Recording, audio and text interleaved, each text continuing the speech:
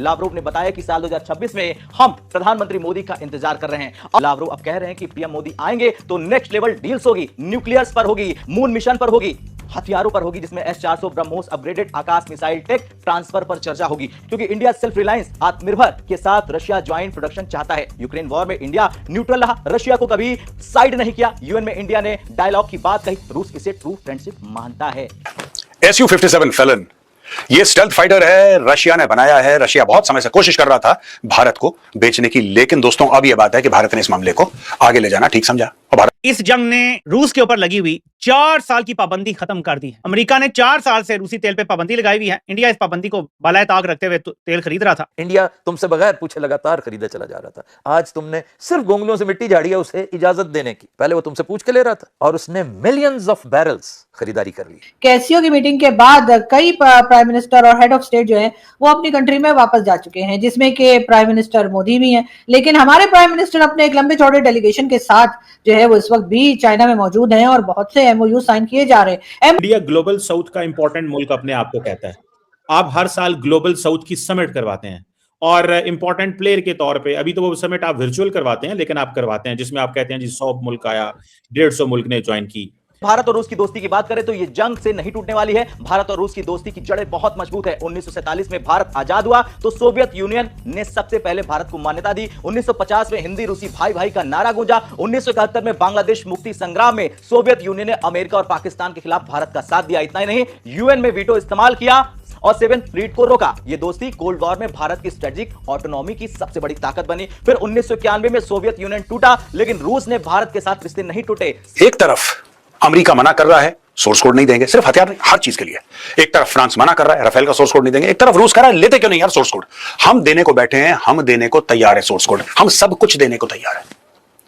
International relations में एक simple rule होता है, respect is not claimed, it is demonstrated through relevance.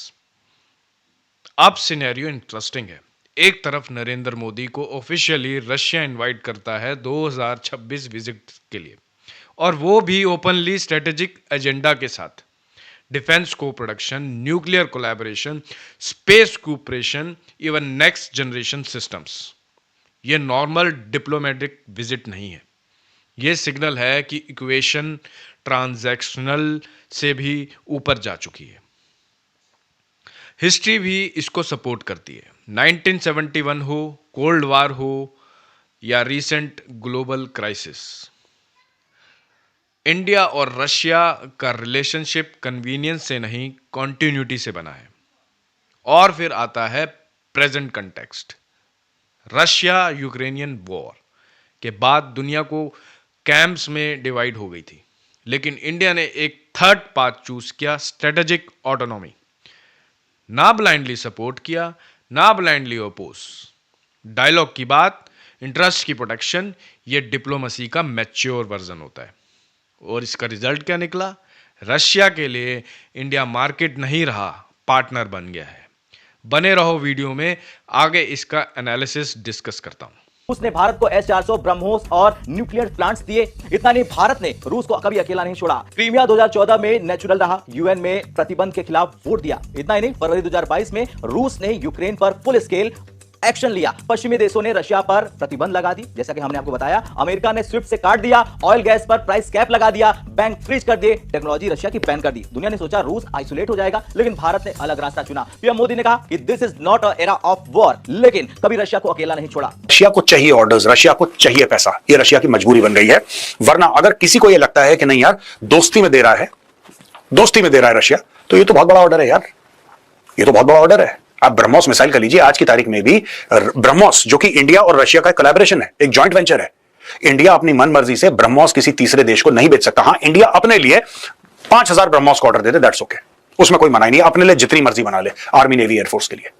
लेकिन अगर भारत कल चाहेगा कि किसी दूसरे देश को ब्रह्मोस बेचे, नहीं, आपको परमिशन लेनी पड़ेगी, क्योंकि उस कंपनी के अंदर रशिया का एक बड़ा मेजर स्टेक है।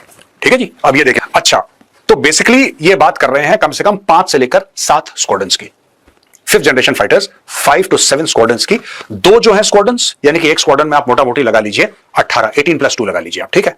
आपके 2 रिजर्व में भी रहते हैं, 1-2 आपके ट्रेनर रहेंगे, बाकी आपके फ्रंटलाइन फाइटर्स रहेंगे। अगर आप 20 पकड़ लेते हो तो 20 के हिसाब से अगर आप 7 स्क्वाड्रंस लेते हो तो आप 140 जहाज की बात कर रहे हो, जिसमें आप कह रहे हो कि साहब ठीक है 40 जहाज रूस से आएंगे, बाकी जो बनेंगे वो नासिक की फैसिलिटी में बनेंगे, क्योंकि यहां पे सुखोई 30 भी बनते थे और बेसिक इंफ्रास्ट्रक्चर उसका वही है, बेसिक सब कुछ वही है। हां, इसमें कुछ एडिशंस हैं, वो अलग से कर लेंगे, लेकिन इस फैक्ट्री में ये बन सकता है। हैल के साथ, हिंदुस्तान एरोनॉटिक्स लिमिटेड के साथ ये डील होने वाली है, इसकी बातचीत चल रही है।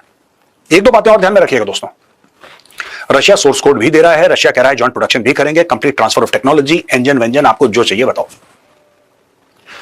ये रशिया और हथियारों के बारे में नहीं कह रहा, रशिया सिर्फ इसके बारे में इसलिए कह रहा है क्योंकि रशिया और यूक्रेन की लड़ाई शुरू हो गई है। आप प्लीज मुझे गलत मत समझिएगा, मैं रशिया को अपना दोस्त मानता हूं, भारत का दोस्त मानता हूं। रशिया बुरे वक्त में हमारे साथ खड़ा रहा है, इसमें कोई डाउट नहीं है। भारत भी रशिया के साथ खड़ा रहा है, लेकिन जो सच है वो सच बताना जरूरी है। ब्रह्मोस आज की तारीख में अपनी मनमर्जी से भारत बना के तीसरे देश को नहीं बेच सकता, परमिशन चाहिए आपको। लेकिन इसके बारे में रशिया ये कह रहा है कि भाई ये अगर तुम्हें बना के बेचना है ना बाहर, तो आईपी तुम्हारी होगी, तुम्हारा जिसको मन चाहे उसको बेचो, तुम्हारी खुशी, हम आपको नहीं रोकने वाले। रूस लिख के देने को तैयार है। मैक्सिमम टेक ऑफ वेट जो है Su-57 का, ये 34,000 केजीज है। मैक्सिमम पेलोड इसका 7,500, 7.5 टन का पेलोड ये ले जा सकता है। कॉम्बैट रेडियस इसका 1250 किलोमीटर है और सीलिंग इसकी है 18,800 मीटर्स। 18,800 मीटर्स को आप इंटू 3 कर लीजिए, आपको फीट का पता लग जाएगा। अब दोस्तों यहां पे सिर्फ Su-57 की बात नहीं है, बात चल रही है S-400 की। ये भी डील ऑन ट्रैक है for 2026। Russia remains India's biggest defence partner despite new Delhi diversifying it's arms purchases. Russia is set to complete the final delivery of S-400 by next year.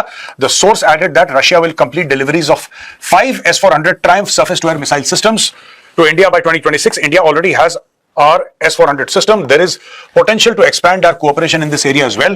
That means new deliveries. For now, we are in the negotiation stage. ये टास ने बोला है, Dmitry Shugaev, head of Russia's federal service for military technical cooperation, इन्होंने बातचीत ये की है और New Delhi signed 5.5 billion agreement. अब प्राइम मिनिस्टर शहबाज शरीफ साहब को कई जबानों में बात करनी आती है, यानी वो हर जबान में मांग सकते हैं। ये टैलेंट है, इसी वजह से उनको प्राइम मिनिस्टर बनाया गया। और मेरे ख्याल है जिस वक्त केयरटेकर प्राइम मिनिस्टर बने थे उस वक्त ही हमारे जो भाई लोग हैं उन्होंने उनका ये टैलेंट जो है वो समझ लिया होगा कि भाई इनको तो रशियन भी आती है, इनको तो चाइनीज भी आती है, इनको तो अरेबिक भी आती है, इनको तो इंग्लिश भी आती है, इनको तो पंजाबी भी आती है, बहुत सी जबानें आती हैं। लेकिन बात सारी है कि यकीनन यही सोचकर शहबाज शरीफ साहब को रखा गया होगा कि जी हर जबान में ये भी कह सकते हैं कि कुछ दे दो और ये भी कह सकते हैं कि वापस बाद में कर देंगे। तो बहरहाल अब इस किस्म की चीजें जो है उसको कहा जा रहा है, हमारे यहाँ जो हमारे इंडियन दोस्त हैं वो इसको कटोरा डिप्लोमेसी का नाम दे रहे हैं। मुझे समझ नहीं आ रही कि कटोरा डिप्लोमेसी का क्या मतलब है। मतलब आप लोग कुछ भी बोलेंगे हमारे प्राइम मिनिस्टर को, आप लोग लेके बताएं, तब ना आपके प्राइम मिनिस्टर को तो आने भी नहीं दिया इवेंट में शी जिनपिंग ने, और हमारे प्राइम मिनिस्टर को हर जगह रखा हुआ था।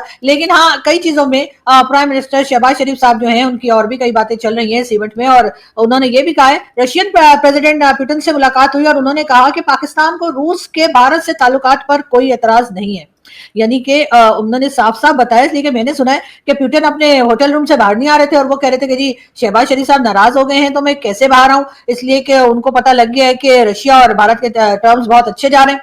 उसी वजह से जी शहबाज शरीफ साहब को यह स्टेटमेंट मजबूरी में देना पड़ा और उन्होंने कहा कि जी पाकिस्तान को कोई एतराज नहीं है कि अगर रशिया और भारत के टर्म्स हो जाते हैं, लेकिन आप हमसे भी दोस्ती कर लीजिए, कुछ हमारी भी मदद कर दीजिए। हम भी तो भारत के पड़ोस में ही रहते हैं और पहले हम भारत का हिस्सा ही थे, बाद में हम साइड पर हो गए, लेकिन आप हमारी भी मदद कर सकते हैं और आपके रशियन ऑयल और जो भी सामान आप देते हैं उसमें हम बहुत बड़ा कंट्रीब्यूशन डाल सकते हैं। यकीनन शहबाज शरीफ साहब यही बताना चाह रहे होंगे, लेकिन जाहिर है हमारे कुछ लोग जो इस वक्त गवर्नमेंट के पीछे पड़े हुए हाथ धोकर उन्होंने जी कह दिया कि जी बस शहबाज शरीफ साहब ने तो ऐसे कहा जैसे पुतिन जो है वो इनकी बात सुनने के लिए, इनकी परमिशन लेने के लिए ही बैठे थे कि जी मैं भारत से बात कर लूं या ना कर लूं। लेकिन पुतिन से मुझे एक चीज और याद आई कि अभी रिसेंटली आपने देखा ही होगा कि हमारे जो प्राइम मिनिस्टर साहब हैं उन्होंने जी कान में जो है एयरफोन लगाने की कोशिश की और उसके बाद उनसे लगाया नहीं गया और किसी तरीके से फिर पुतिन ने बताने की भी कोशिश की, रशियन प्रेसिडेंट उन्हें समझाते रहे। और इससे पहले भी कई बार ऐसा हो चुका है कि चाहे हमारे चीफ मिनिस्टर उस्मान बुज़दार साहब हो जो इमरान खान के जमाने में आए थे, या फिर कह लीजिए कि शहबाज शरीफ साहब, सभी के साथ ये तमाशा और ये नौटंकियां हमारे यहाँ चलती रहती हैं। लेकिन अजीब बात यह कि इनकी टीम या इनके साथ जो लोग जाते हैं वो इन्हें बिल्कुल नहीं बताते कि सर आपने ये किस तरीके से इस्तेमाल करना है और क्या बात करनी है। लेकिन बहरहाल बात हम करेंगे, आगे बढ़ेंगे और हम आपको ये भी बताते चलें राणा सनाउल्लाह साहब की। जी, राणा सनाउल्लाह साहब का कहना ये है कि जो आजकल हमारे फील्ड मार्शल हैं, यानी कि जो हमारे आर्मी चीफ हैं, जिन्होंने अपने आप को फील्ड मार्शल भी बना लिया है, वो जी 2027 तक रहने वाले हैं। वाह वाह वाह! अभी तो लोग कह रहे थे कि वो नवंबर में रिटायर हो जाएंगे, अभी तो लोग कह रहे थे कुछ ही दिन के मेहमान है, और अब राणा सनाउल्लाह साहब ये बता रहे हैं कि वो अभी 2027 तक यही है। यानी कि जिस दिन पाकिस्तान में हमारे इंडिया रशिया की अब बात हो रही है सिस्टम्स की, S-400 की, ब्रह्मोस की, जिससे पाकिस्तान काफ़ी फेमिलियर है मई 2025 के बाद, और इवन सुखोई Su-57 की। तो डिफरेंस क्या है? पहले बायर सेलर का रिलेशनशिप था, कभी सेलर बायर, बायर सेलर। अब डिस्कशन हो रहा है technology transfer, joint production, IP ownership का। यह शिफ्ट सबटल नहीं है लेकिन पावरफुल है। कुछ देश ऐसे होते हैं जो हर ग्लोबल डेवलपमेंट को अपने लेंस से देखते हैं, इसे हमें क्या मिलेगा, और जब जवाब अनक्लियर हो तो नैरेटिव शिफ्ट हो जाता है। ये सब पॉलिटिक्स है, ये सब टेम्पररी है, लेकिन जियो पॉलिटिक्स में एक हार्श रियलिटी है। अलाइनमेंट वहीं होता है जहां कैपेबिलिटी और क्रेडिबिलिटी दोनों हो, जो इंडिया के पास है। पाकिस्तान के पास कुछ भी नहीं है, तो इसलिए इनका जलना बनता है। इंडिया ओपनली कहता रहा है आत्मनिर्भर भारत, इंडिपेंडेंट इंडिया, और फिर भी पार्टनरशिप करता है, लेकिन ऑन इट्स टर्म्स। जबकि कुछ जगह पार्टनरशिप्स की डेफिनेशन होती है डिपेंडेंसी विद नेगोशिएशन। ये हाल है पाकिस्तान का। और सबसे फैसिनेटिंग पार्ट, जब भी इंडिया और रशिया एक पेज पर आ जाते हैं तो पाकिस्तान की एंजाइटी ऑटोमेटिकली इंक्रीज हो जाती है। होनी बनती भी है, क्या करें बेचारे। जियोपॉलिटिक्स में दोस्ती स्लोगन से नहीं चलती और राइवलरी स्टेटमेंट से नहीं बनती, वो बिल्ड होती है डिकेड्स के कंसिस्टेंट डिसीजन से। इंडिया रशिया हमेशा एक साथ खड़े रहे हैं, हिस्ट्री चेक करके देख लो। और जब एक देश इनवाइट होता है फ्यूचर डिफाइन करने के लिए और दूसरा देश एक्सप्लेन कर रहा होता है कि उसे प्रॉब्लम नहीं है, तो नैरेटिव खुद अपनी पोजीशनिंग रिवील कर देता है।